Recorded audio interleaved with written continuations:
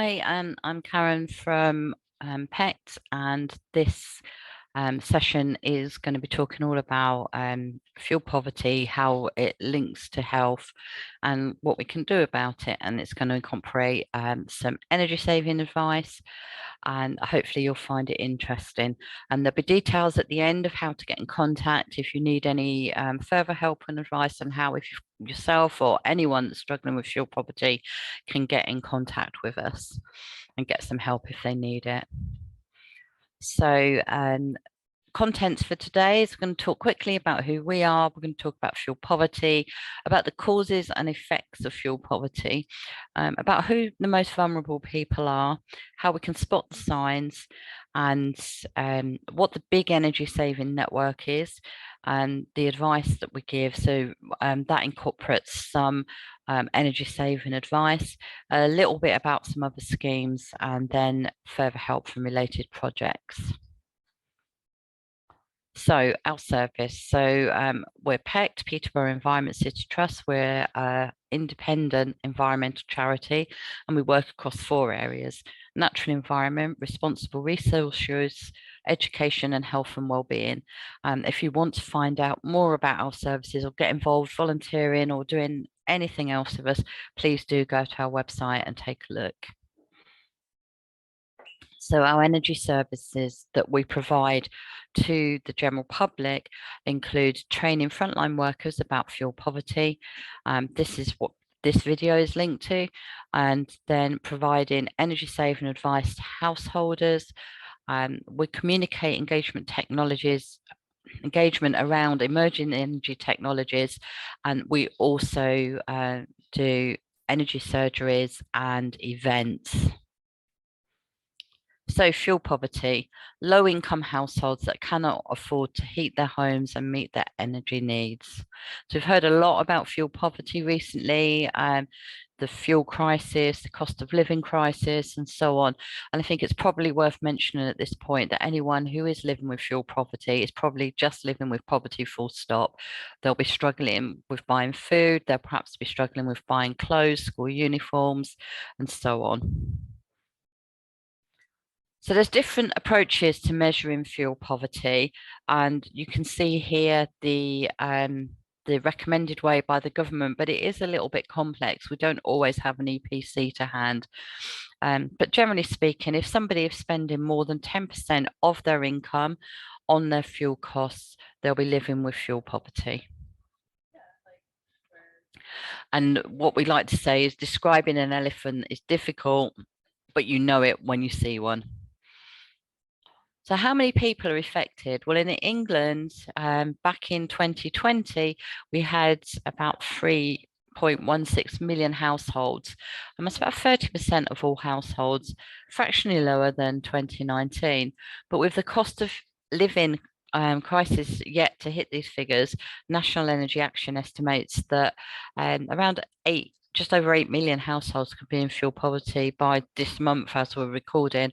And we're still waiting for those figures to come out, but the NEA, which is a national charity that looks after people that are in fuel poverty and campaigns on their behalf, have been quite correct in their estimates before. So what are the causes of fuel poverty? And we're going to be looking at this over the next few slides. So low income, high energy bills, whether our homes are very efficient energy wise, and energy efficiency of our appliances and how we use them. So fuel poverty is caused by a combination of all of these things. High energy costs, low incomes, vulnerable people who are perhaps living in houses that have insufficient insulation and inefficient heating systems.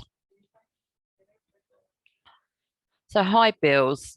So just about everyone's struggling with higher bills at the moment. We know that the fuel cap has been set at around about £2,500. It doesn't mean that bills can't go higher than that, but that's what an average bill is going to be costing someone over the next few months. Paying for fuel is just expensive at the moment. many reasons. If you think about what's going on in Ukraine, the transition to greener energy and so on. But people can be paying an expensive fuel tariff.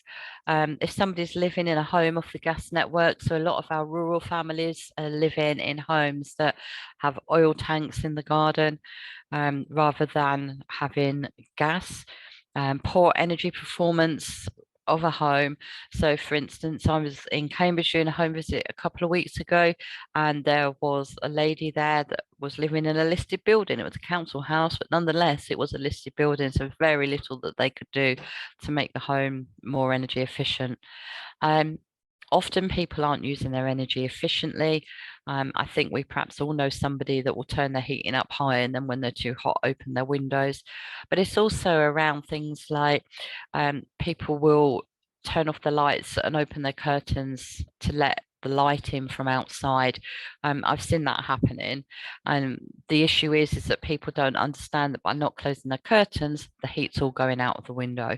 And a low energy light bulb costs next to nothing to run. So it's false economy. And we see lots of those kind of um, scenarios with people that we're able to help them with and put them on the right road. And of course, people are often paying high bills if they've got arrears included in their bills. And arrears aren't always there just because somebody hasn't paid their bill. Often it can be because they haven't put any money on their gas meter over the summer months. And then the standing charge is still outstanding. Again, I had a case in Cambridge a couple of weeks ago where a lady didn't understand why she's got £95 bill when she hadn't been using the gas for months. Um, as said, just because fuel is expensive, but it could also be because people don't keep up to date with their meter readings. It's rare for companies to do meter readings now. We all need to be providing our own. And if we haven't done one for 6 months, 7 months, and the costs have gone up and we've been using more, we can all of a sudden be hit with a really big bill that we weren't expecting. So you can see a couple of illustrations on this slide. Energy performance certificates are really great and they're a really good thing to have, but unfortunately not everyone has one. New homes have to have them, and if you move, you have to have one, but they do go out of date after 10 years. The great thing about them is that whatever, whether you're an A, D, or a G, your PC will tell you what you can do to improve your home.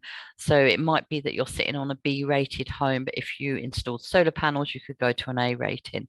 There's lots of different examples of that. Unfortunately, many of our homes in the UK are D to G. We've got a lot of older stock that isn't very well insulated, that doesn't have up to date heating systems and so on. If you're in a home that's an F or a G, they could be dangerously cold and a risk to your health. Insulation is really important. It's one of the key things you can do, especially now we're into October, getting our homes ready for winter. If you go into your loft and you can see your rafters, you haven't got enough. It's a really good time for doing some clearing out as well. Never mind spring cleaning, do some autumn cleaning and get up in that loft and clear out the year's worth of stuff that you've saved up there that you perhaps don't need. We lose a lot of heat for our windows and doors, and there's not any grants really to help with that. But what you can do is invest in a decent pair of curtains, pull them at night when it gets dark, and you'll save all that heat going out of the windows.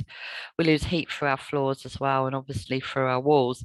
If we've got cavity wall insulation or external insulation, that's great. But if we haven't, especially if we've just got solid walls, we can lose a lot of heat through the walls. And again, that's coming back to this older property stock that we've got in this country. So the effects of cold built homes, we are seeing households having to make tough decisions about where they spend their income. We're seeing people having to make heat or eat decisions, and this is leading to all sorts of problems, not just for physical health, but for mental health as well. People can have stress and anxiety about affordable bills, but being cold can have a big impact on our mental health as well. One of the things that I'm quite concerned about, and other energy advisors are concerned about in this upcoming winter, there's a number of people who said they're not going to put heating on. They're going to maybe wrap up more with hot water bottles, hats, and gloves and things. But the thing is, if we allow our homes to get cold, we could end up with issues with condensation on cold surfaces. This can lead to damp, which can cause wallpaper to peel. Yeah, and just not a very nice environment, especially if somebody has got respiratory complications. If we give somebody home energy advice, condensation and damp is something that we can talk to them about, and we can try to put some effective solutions in place for that person. The body burns excess levels of calories to keep itself warm. Healthy people are more likely to develop health conditions and worsen existing conditions, and reduced immunity to viruses can happen if we're constantly cold.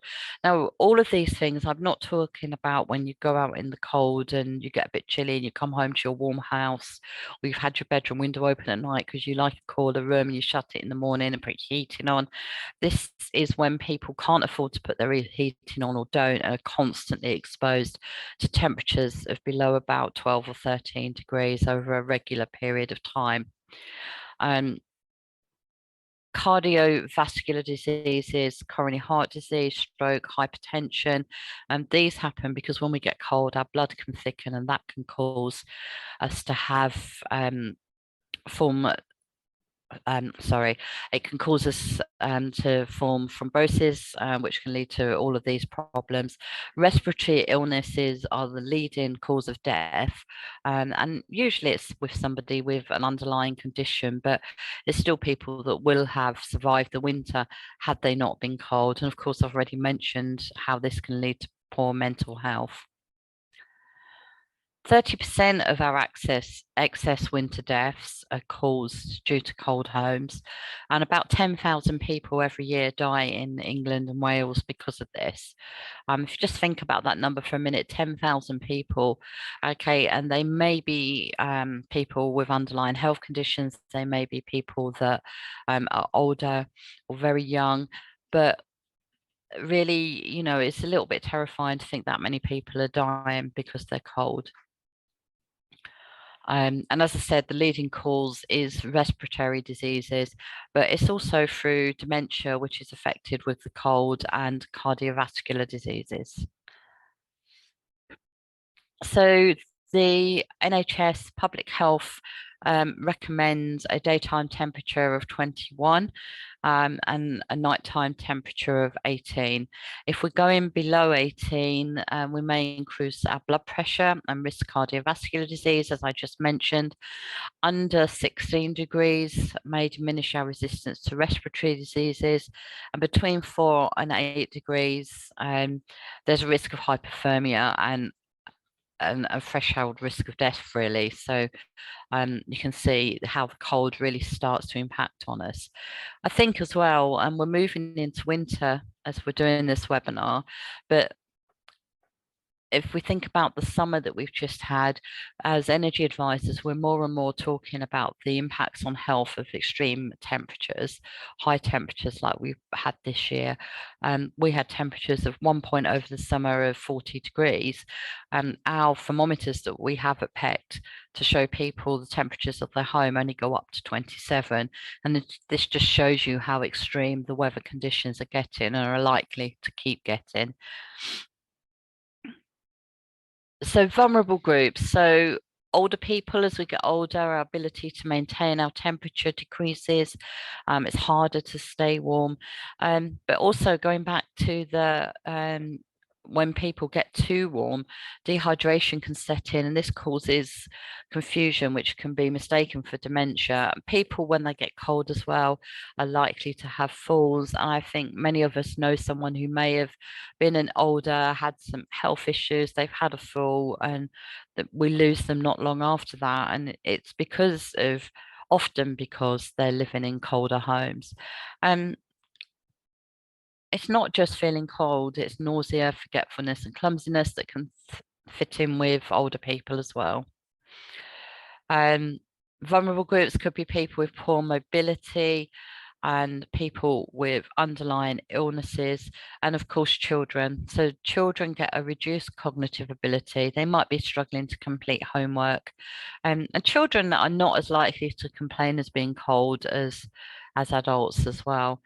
Um, Another thing that we see with children as well is if they're from a cold home, and any teachers that are watching this or people that work in schools, it's something to look out for. If people are coming in, children are coming in with musty clothes that don't smell so good, they're perhaps not washing so much, they can get picked on by other children, unfortunately. But it is something to watch out for, because it may just be that the parents aren't able to heat their homes as effectively as they might otherwise do if they weren't so vulnerable. So how can you spot the signs of fuel poverty? I think if you're a frontline worker and you're working with people, whoever they may be, it's much easier today to be asking people if they're struggling with their fuel bills and would they like some help. Um, it's a top topic at the moment, the cost of living crisis, the cost of fuel for the home, the cost of fuel for our vehicles, the price of food going up, the price of clothes going up, and so on. And I think it's okay if you're comfortable just to ask someone if they, or explain that there is help available if they need any help, um, depending on your relationship with people and how you feel about it.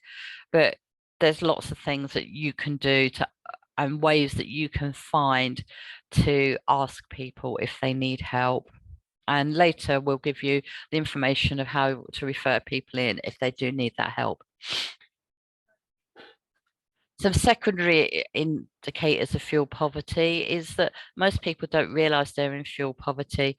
But if people are in rent arrears, mortgage arrears, if you do go to somebody's home and you can see it's in poor condition, this could all be indicators that somebody is living with fuel poverty as well.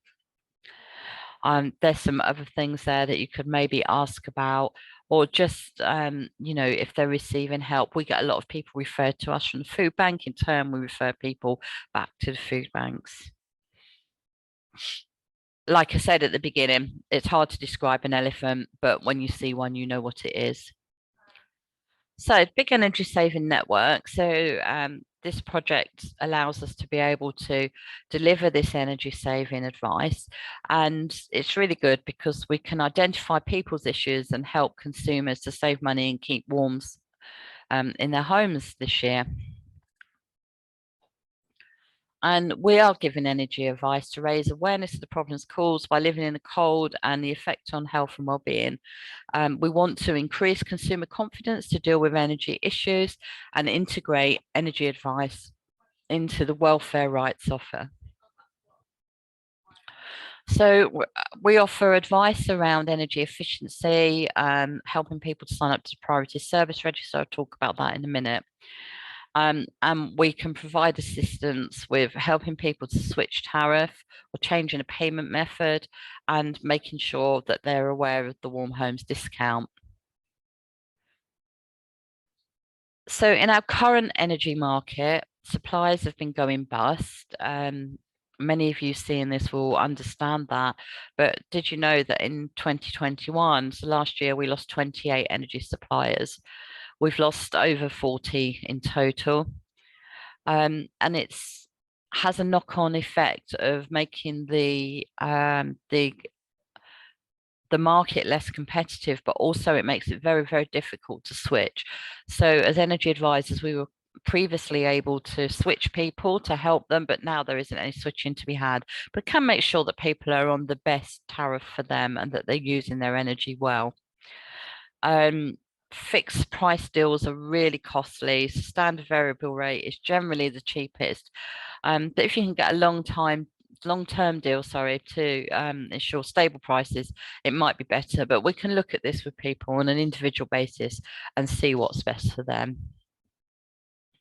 So I'm going to go on and give some energy advice now, but obviously limited here in terms of what I can talk about, but there's lots of energy advice online, and there's lots of links here that you can go to get energy advice. There's always a few surprises though. Microwaves are very energy efficient. Air fryers are incredibly efficient. They use about half the power and half the time of a conventional oven and cook really well. And you can get things like reduced flow shower heads, which reduce your water percent by up to 25%. So I hope that you appreciate the rooms that we've got on offer here as we go through giving some energy advice for you. So upstairs, so in our attics, as I've already mentioned, if you can see your rafters, you haven't got enough and enough insulation. And insulating our roofs is one of the things that we can generally do ourselves and quite cheaply and easily. But please do offer to help people that are less mobile if they need to get up in their lofts and they can't manage it themselves. But don't forget to insulate your loft hatch. Get some bubble wrap, other things like that that you can use. Somebody gets those food boxes delivered, and there's loads of insulating stuff in there that you could use to stick on. Because if you get one of those the heat guns that we have here at PECT and you shine it on someone's loft, you can see that there's all the insulation up there, except for where that square patch is, and it's just letting the heat out. Get in the habit of drawing your curtains to keep the heat in or out. So open it in the morning, get that solar gain in, and then close them at night, not just when you go to bed. Get them closed at dusk, get into the habit of going around and closing all your curtains. If you've got a room that you're not using so much, it's okay to keep the temperature turned down low. Don't turn the heating right off, because then you'll end up with those condensation and mold and damp problems. But do keep that room door shut so that the cooler air isn't coming out into the rest of the home. And remember to turn lights off when you're not using them. And of course, use low energy light bulbs. So in our kitchen, hopefully you appreciate my picture of the kitchen here. I'm with an old-fashioned telephone. So if our boiler's in our kitchen, not everyone is, but we can turn down our thermostat on our boiler. This will save us quite a lot of money. As I've already said, use a microwave or air fryer, but also a slow cooker. It's really worth remembering that the things that cost us money in our homes are the things that we're making cold to hot or hot to cold. So when we're heating something, so when you're using your kettle, only boil the water that you need. When you're using a dishwasher or washing machine, make sure you do full loads. Always use the eco. It may take longer, but the cost of that electricity is very low in comparison to the cost of heating the water for a shorter run. Make sure you keep your fridges and your freezers, the doors closed in hot weather, but also importantly that they're properly defrosted, because the more frosted up your fridge and your freezer is, the more money it's going to be costing you. When you're cooking, keep your lids on your pans so that you can turn your gas or electric down. All of these things will make a really big difference to your bills over time. In our bathroom, there's a lovely avocado suite there. Hope you all can see that. I think we might start a new craze through these webinars. So in our bathrooms, fit low flow shower heads if you can, and maybe if you can, take shorter showers or fewer showers and only heat the water that you need. I think we're all in the habit of thinking of water as something that's free. We just turn on the tap, flush the toilets whenever we want to, water our gardens, wash our cars, etc. And all of these things cost us money. Most people are on water meters now, so the more water we use, the more it's costing. But the most expensive element of using water is heating it. So if we can cut down on how much water we heat by using, as I've already said, eco settings on our appliances, having shorter showers, only using the water that you need. Even if you're boiling an egg, only put the water in that you need in the saucepan. It takes less. Just think about these things a little bit more. When you're washing up, use a washing up bowl. Don't fill up the sink or leave the tap running. And I think in these sort of post-COVID times where we're all washing our hands much more, if you turn the tap off while you're soaping, you can save a few litres doing that as well. in our lounge, our lovely chintz lounge there. Um, you can put radiator foil behind your radiator. So there's actual panels for that that you can use, or just ordinary ordinary tin foil behind your radiators will be just as beneficial. What that will do is insulate the wall a little bit so the heat isn't going out into the wall, and it will bring the heat, reflect it into the room. Try and wrap up a little bit, move a bit more, so you can turn your thermostat down by a degree or two. That way you'll save around about £60 a year. And switch your appliances off, don't leave them on standby. Every little light that you can see shining away there on TVs, on microwave ovens, on your cooker, is costing you about £10 a year. When you leave things charging, or your charger's just plugged in all day long, that's also costing around about £10 a year if you do that regularly. And if you think that is for each appliance, so you can really make a big difference just by switching things off properly. I've already mentioned your washing machines, tumble dryers, dry outside when you can. If you do dry inside, be careful that you're not causing a condensation or damp problem. Just be really careful that you put clothes on an area that have got lots of room around them, preferably in a spare room or something that we can just have the window open slightly, so that damp air can escape. And draft proof everywhere that you can. So around your windows, around your doors, your letterbox.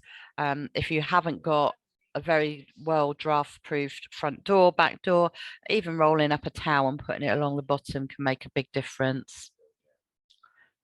So, as I said, that's a bit of energy advice for you, but please do look at the links, and you will have contact details at the end if you want to get in touch to get some bespoke energy advice for you. I'm going to talk about the Priority Service Register now. So this is a service for people who are more vulnerable. It's really easy to sign up to the Priority Service Register. We can help people do that if you want us to, but you literally just go online, Google it, or as my granddaughter says, eco-satiate, because then you get some trees planted. Just go on and put in Priority Service Register. It will take you to it. There's one for water, there's one for gas and electricity. Really important. You can see here all the different things that people can be helped with.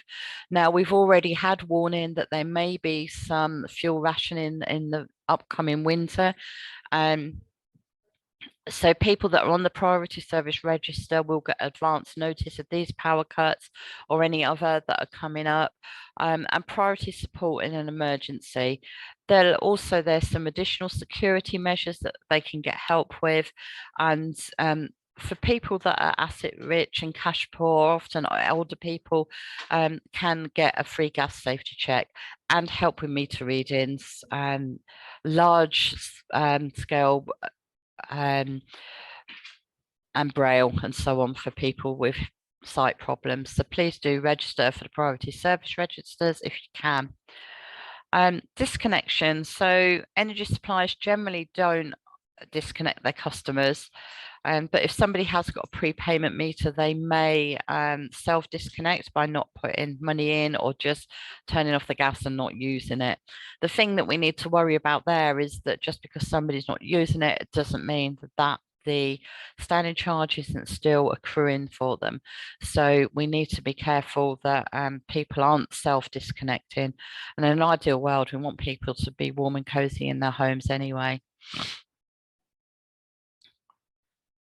So the Warm Homes discount, prior to this winter, we have had people having to, apart from if they were on guaranteed pension credit, having to apply for it themselves, but they no longer have to do that.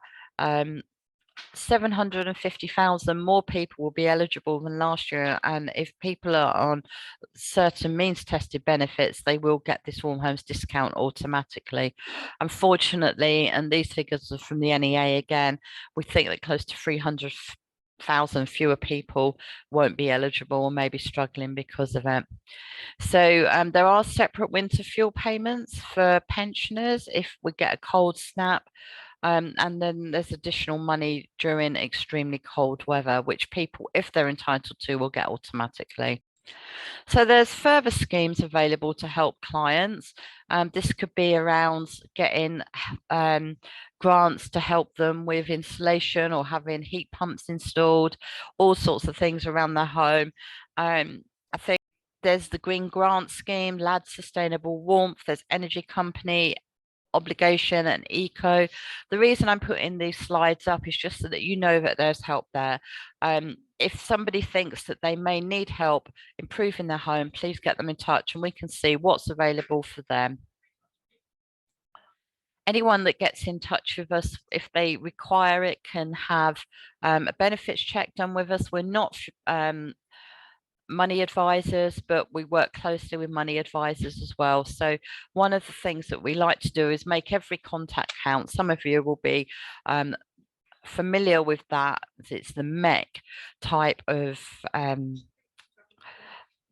MEC. Sorry, it's the making every contact count.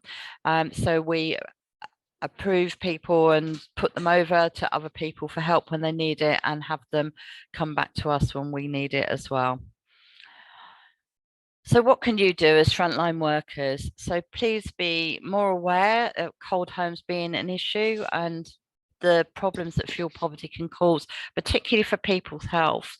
Reassure your clients that there is help available. Encourage people to have annual MOTs to ensure their income is maximised and their energy bills are as low as possible, and refer and encourage vulnerable clients to ask us for health advice and energy efficiency information to reduce the risk of health problems associated with cold homes. If you put someone in touch with us, we'll be able to either signpost or enable. We can give supported assistance for people and also take on casework if it's required.